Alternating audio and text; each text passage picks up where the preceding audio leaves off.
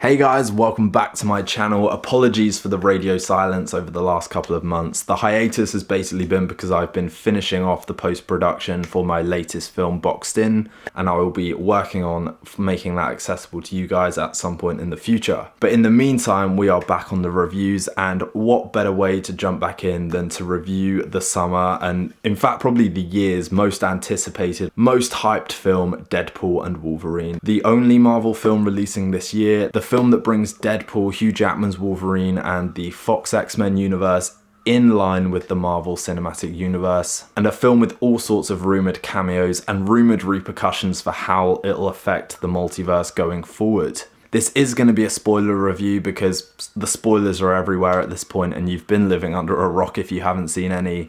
And let's face it, are you even a true fan if you haven't seen the film by this point anyway? So this is your last warning. But let's tuck in, guys. Deadpool and Wolverine follows Wade Wilson, who has basically accepted and resigned himself to a quiet life as a salesman, who becomes aware via the TVA that his universe is set to be wiped from existence, and then goes on a multiversal mission by recruiting Hugh Jackman's Wolverine, or a variant of the one we know, to basically preserve the sacred timeline and ensure magical multiversal mayhem doesn't ensue. I think ultimately the main thing that we should be praising Deadpool and Wolverine for is the energy that they're able to capture to convey to an audience and just ultimately embrace through the runtime. The film opens in a way that I think will be considered insensitive and slightly disrespectful to the original Logan timeline, but in a way that also makes it clear that it's trying to preserve the integrity of that arc without desecrating it with this new variant of Wolverine we're going to be getting. I don't know, I had mixed feelings on the context of that scene, but just the dance fight sequence we managed to get between Wade and the TVA set to NSYNC's Bye Bye Bye was just a fantastic way to immerse you instantly into that world,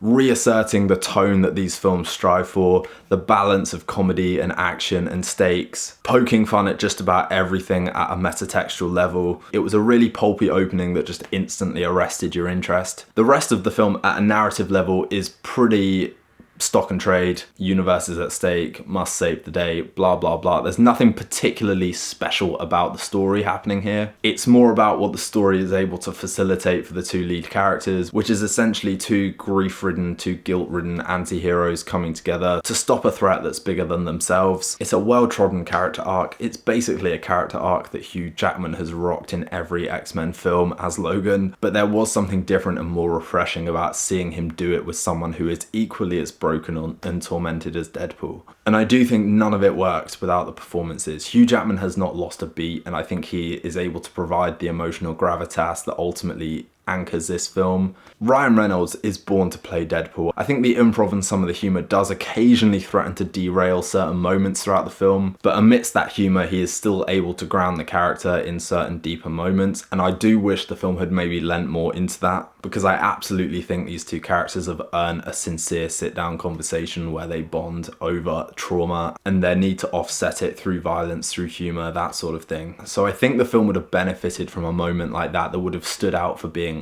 serious. But as I said, the humour mostly works, the quips mostly land. It is occasionally too reliant on trying to be funny that it stops being funny, but for the most part the comedy works. We do have to talk about the cameos. Most of the cameos, and I will say this now, worked for me at a plot level. They made sense. A couple of them did surprise me genuinely. And almost all of them, I'd say, felt like they had some sort of purpose. As did the renegade team of heroes in The Void, who kind of assist Deadpool and Wolverine in taking down Cassandra Nova.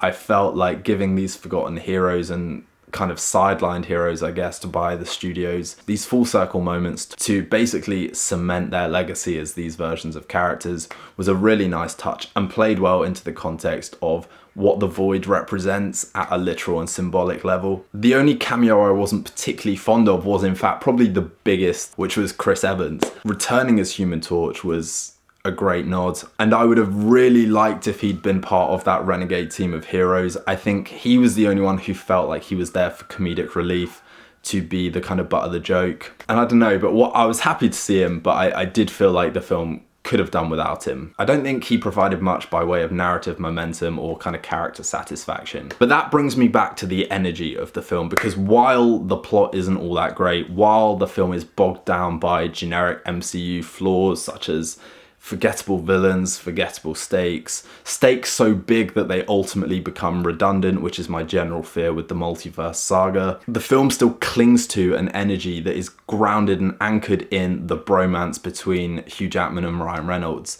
The red and yellow just pops at a visual level, the vibrancy, the snark versus the seriousness. There is a real complementary vibe to both of these characters that just ignites on screen. That energy is only capitalized on by the music of the film, and by music, I want to give a shout out to the track list, you know, the individual song choices that they put into certain moments, whether it's the opening scene with NSYNC, like I've already touched on, or Madonna's Like a Prayer, which kind of becomes the running up the hill of Stranger Things. They adapted it into the soundtrack as a kind of musical motif, and the same happens with Like a Prayer. It has a very epic and powerful effect when they use it in the film, and it does become a musical motif. It feels like an anthem for these two anti-heroes, and it really, really works. Less effective, I think, is the general score, which I think could have done with a bit more of a distinct, memorable theme for both of these characters. I didn't come out of that film looking for the official composed score and certain tracks to add onto my Spotify, but I absolutely did with the song choices used. The action in the film really leans into the R-rated access of violence and gore and brutality. The only action sequence I wish they'd done more with was the final action sequence in the void with this like renegade team of forgotten heroes. Gambit had an absolutely phenomenal debut. I loved the creative use of his powers and abilities in the action sequence. Wish we'd gotten more from Elektra, wish we'd gotten a bit more from Blade, and the same with X-23. I think every one of those characters maybe deserved a bit more of a moment in the action spotlight. But the two Wolverine and Deadpool skirmishes we got were great fun, very well choreographed, creative use of the powers and the abilities and the surroundings, leading to that powerful team-up moment between them at the end. And I think ultimately more memorable for Hugh Jackman's moment in the cowl than any of the other physicality moments happening in that. But ultimately, guys, the film boils down to this. The disappointments, which are the lack of substance in the narrative overall, the repetitiveness of the motives and the stakes of the villains and the villains in the TVA, which kind of feels like we've seen all we can with that in Loki, the occasional overuse of humor to undercut moments which would have landed better as sincere moments, and not necessarily exploiting the cameos to their full potential, more using them there for a then okay, they've got their own little mini arc in this.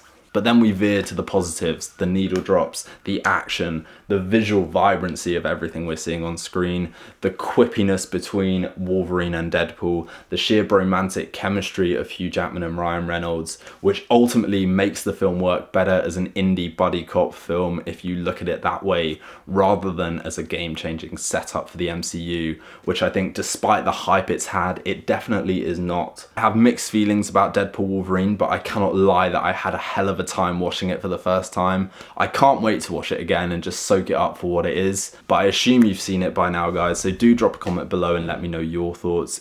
Do also consider liking and subscribing to the channel. That would be a huge help for me. And in the meantime, we will see you for the next vid, which definitely won't be 2 months from now.